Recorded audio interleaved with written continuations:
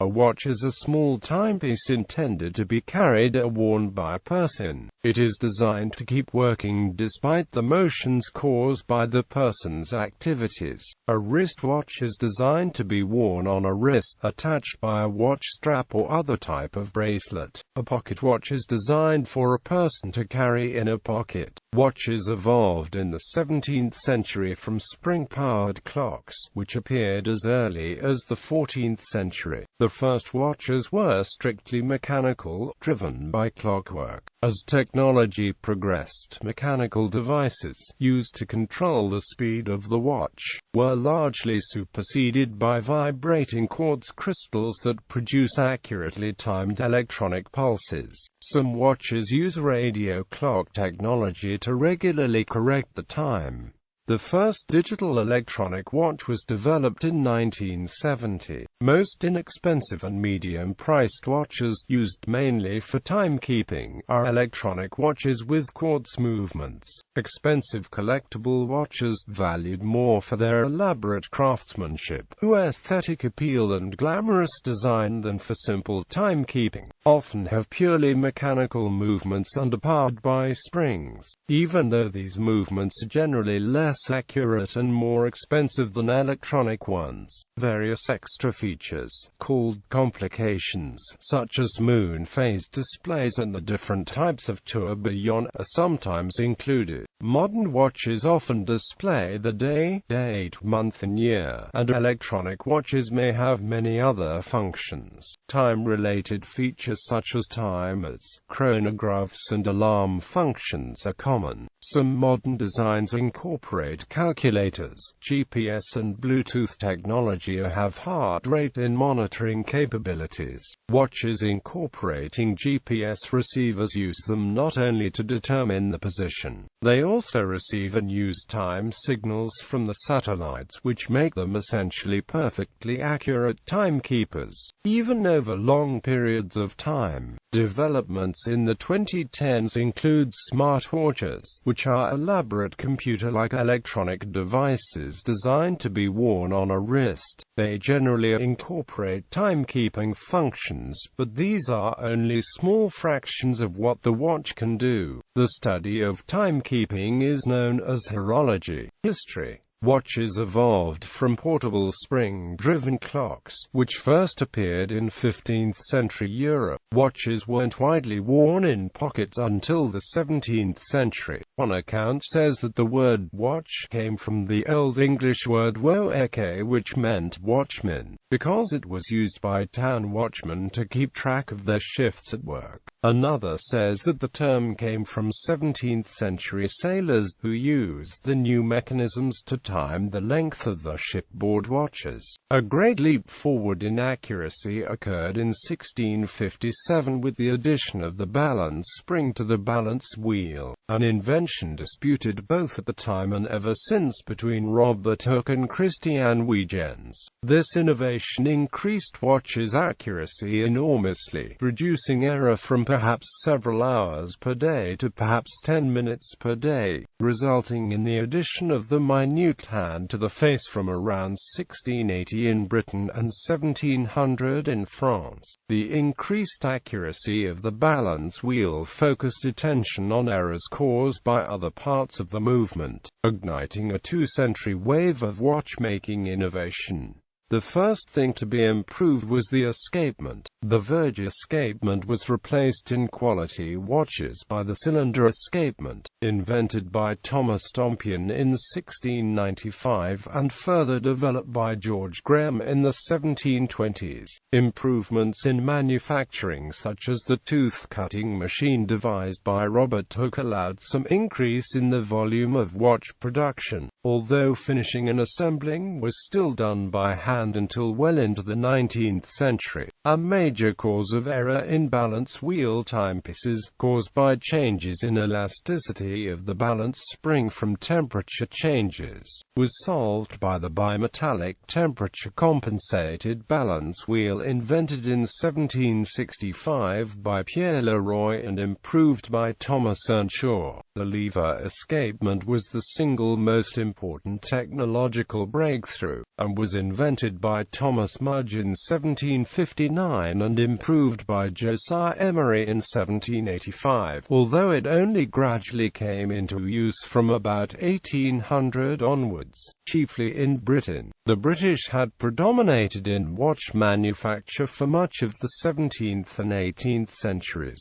but maintained a system of production that was geared towards high-quality products for the elite. Although there was an attempt to modernize clock manufacture with mass production techniques and the application of duplicating tools and machinery by the British Watch Company in 1843, it was in the United States that this system took off. Aaron Lufkin Dennison started a factory in 1851 in Massachusetts that used interchangeable parts, and by 1861 it was running a successful enterprise incorporated as the Waltham Watch Company. Wristwatch. The concept of the wristwatch goes back to the production of the very earliest watches in the 16th century. Elizabeth I of England received a wristwatch from Robert Dudley in 1571, described as an arm watch. The oldest surviving wristwatch is one made in 1806 and given to Josephine de Beauharnais. For the beginning, wristwatches were almost exclusively worn by women, while men used pocket watches up until the early 20th century. Wristwatches were first worn by military men towards the end of the 19th century, when the importance of synchronizing maneuvers during war, without potentially revealing the plan to the enemy through signaling, was increasingly recognized. The Gaston Company of London patented a watch wristlet design in 1893, but they were probably producing similar designs from the 1880s.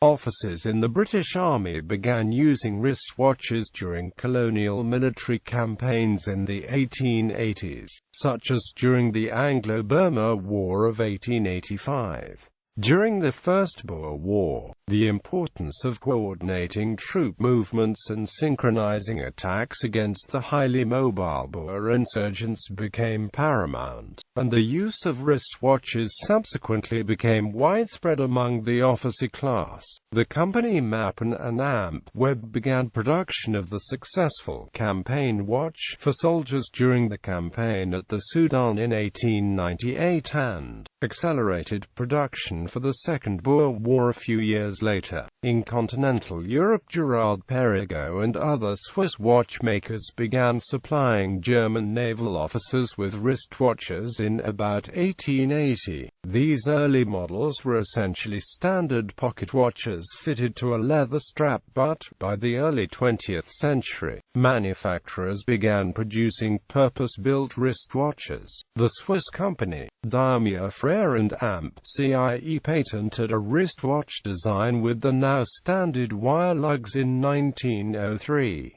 Hans Wilsdorf moved to London in 1905 and set up his own business with his brother-in-law Alfred Davis.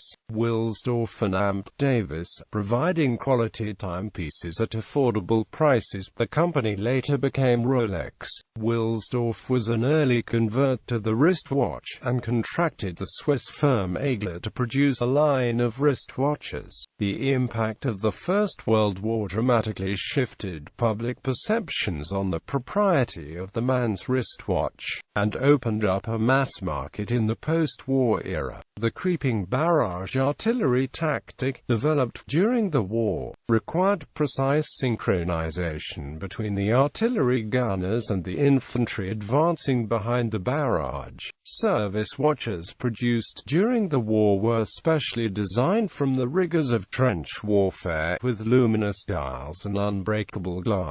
The British War Department began issuing wristwatches to combatants from 1917. By the end of the war, almost all enlisted men wore a wristwatch, and after they were demobilized, the fashion soon caught on. The British Horological Journal wrote in 1917 that the wristwatch was little used by the sterner sex before the war, but now is seen on the wrist of nearly every man in uniform and of many men in civilian attire. By 1930, the ratio of wrist to pocket watches was 50:1. The first successful self-winding system was invented by John Harwood in 1923. The introduction of the quartz watch in 1969 was a revolutionary improvement in watch technology. In place of a balance wheel which oscillated at perhaps 5 or 6 beats per second, it used a quartz crystal resonator which vibrated at 8,192 Hz, driven by a battery-powered oscillator circuit. Since the 1980s, more quartz watches than mechanical ones have been marketed. Movement. A movement of a watch is the mechanism that measures the passage of time and displays the current time. Movements may be entirely mechanical, entirely electronic, or they might be a blend of both. Most watches intended mainly for timekeeping today have electronic movements, with mechanical hands on the watch face indicating the time. Mechanical compared to electronic movements. Mechanical watches are less accurate, often with errors of seconds per day, and they are sensitive to position, temperature and magnetism. They are also costly to produce, require regular maintenance and adjustments, and are more prone to failures. Nevertheless, the craftsmanship of mechanical watches still attracts interest from part of the watch-buying public, especially among the watch collectors. Skeleton watches are designed to leave the mechanism visible for aesthetic purposes. A mechanical movement uses an escapement mechanism to control and limit the unwinding and winding parts of a spring, converting what would otherwise be a simple unwinding into a controlled and periodic energy release. A mechanical movement also uses a balance wheel together with the balance spring to control motion of the gear system of the watch in a manner analogous to the pendulum of a pendulum clock. The tourbillon, an optional part for mechanical movements, is a rotating frame for the escapement, which is used to cancel out to reduce the effects of gravitational bias to the timekeeping. Due to the complexity of designing a tourbillon, they are very expensive, and only found in prestigious watches. The pin lever escapement, which is a cheaper version of the fully levered movement, was manufactured in huge quantities by many Swiss manufacturers as well as by Timex, until it was replaced by quartz movements.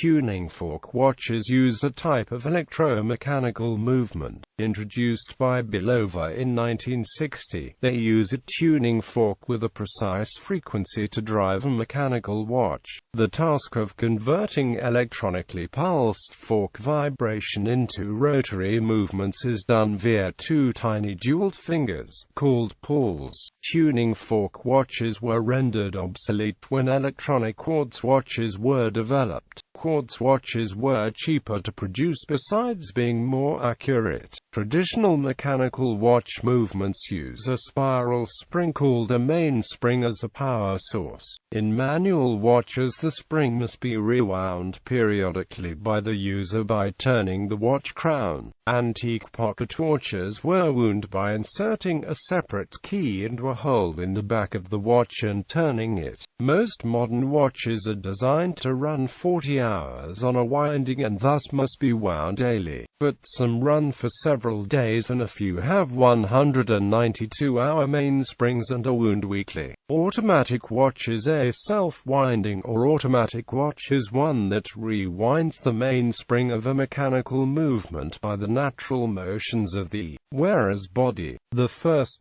self-winding mechanism was invented for pocket watches in 1770 by Abraham Louis Perellet, but the first self-winding, or automatic, wristwatch was the invention of a British watch repairer named John Harwood in 1923. This type of watch winds itself without requiring any special Action by the wearer. It uses an eccentric weight, called a winding rotor, which rotates with the movement of the wearer's wrist. The back and forth motion of the winding rotor couples to a ratchet to wind the mainspring automatically. Self-winding watches usually can also be wound manually to keep them running when not worn, or if the wearer's wrist motions are inadequate to keep the watch wound. In April 2014, the Swatch Group launched the System 51 wristwatch. It has a purely mechanical movement consisting of only 51 parts, including a novel self-winding mechanism with a transparent oscillating weight. So far, it is the only mechanical movement manufactured entirely on a fully automated assembly line. The low parts count and the automated assembly make it an inexpensive mechanical Swiss watch, which can be considered a successor to Roscoff movements, although of higher quality. Electronic movements, also known as quartz movements, have few or no moving parts, except a quartz crystal which is made to vibrate by the piezoelectric effect. A varying electric voltage is applied to the crystal, which responds by changing its shape, so, in combination with some electronic components, it functions as an oscillator. It resonates at a specific, highly stable frequency, which is used to accurately pace a timekeeping mechanism. Most quartz movements are primarily electronic but are geared to drive mechanical hands on the face of the watch to provide a traditional analog display of the time, a feature most consumers still prefer. In 1959, Seiko placed an order with Epson to start developing a quartz wristwatch. The project was codenamed 59A. By the 1964 Tokyo Summer Olympics, Seiko had a working prototype of a portable quartz watch which was used as the time measurements throughout the event. The first prototypes of an electronic quartz wristwatch were made by the Che Research Laboratory in Neuchâtel, Switzerland. From 1965 through 1967, pioneering development work was done on a miniaturized 8192 Hz quartz oscillator, a thermocompensation module and an in-house made, dedicated integrated circuit. As a result, the Beta 1 prototype set new timekeeping performance records at the International Chronometric Competition held at the Observatory of Neuchâtel in 1967. In 1970, 18 manufacturers exhibited production versions of the Beta 21 wristwatch, including the Omega Electro Quartz as well as Patek Philippe, Rolex Oyster Quartz and Piaget. The first quartz watch to enter production was the Seiko 35 Square Astron, which hit the shelves on the 25th of December 1969, swiftly followed by the Swiss Beta 21, and then a year later the prototype of one of the world's most accurate wristwatches to date, the Omega Marine Chronometer. Since the technology having been developed by contributions from Japanese, American and Swiss, nobody could patent the whole movement of the quartz wristwatch, thus allowing other manufacturers to participate in the rapid growth and development of the quartz watch market. This ended, in less than a decade, almost 100 years of dominance by the mechanical wristwatch legacy. Modern quartz movements are produced in very large quantities, and even the cheapest wristwatches typically have quartz movements, whereas mechanical movements can typically be off by several seconds a day. An inexpensive quartz movement in a child's wristwatch may still be accurate to within half a second per day, 10 times more accurate than a mechanical movement. After a consolidation of the mechanical watch industry in Switzerland during the 1970s,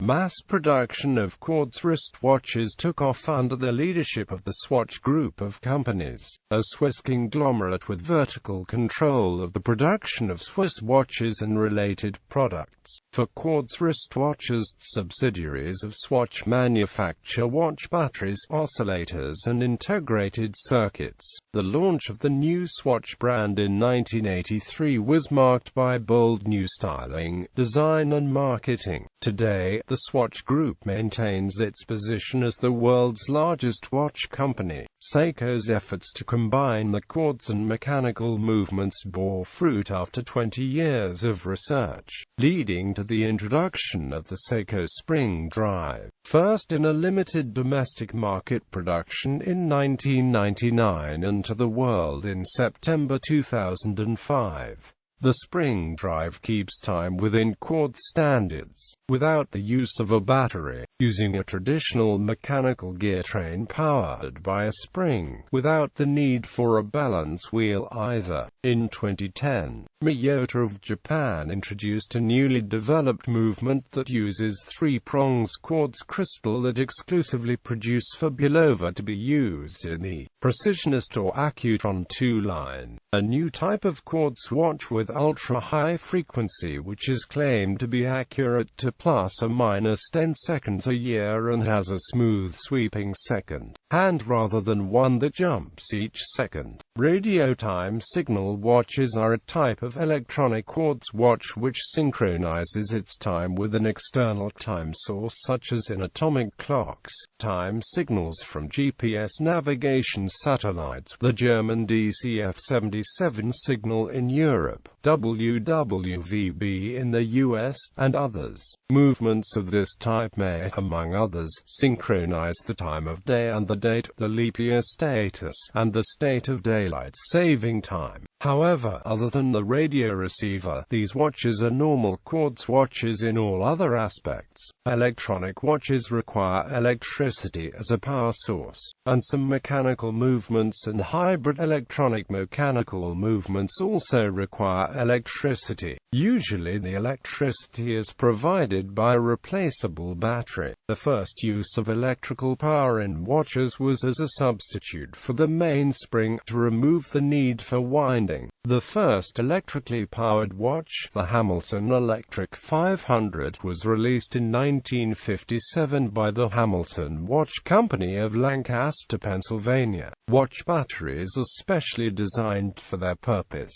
They are very small and provide tiny amounts of power continuously for very long periods. In most cases, replacing the battery requires a trip to a watch repair shop or watch dealer. This is especially true for watches that are water-resistant, as special tools and procedures are required for the watch to remain water-resistant after battery replacement. Silver oxide and lithium batteries are popular today. Mercury batteries, formerly quite common, are no longer used for environmental reasons. Cheap batteries may be alkaline, of the same size as silver oxide cells but providing shorter life. Rechargeable batteries are used in some solar-powered watches.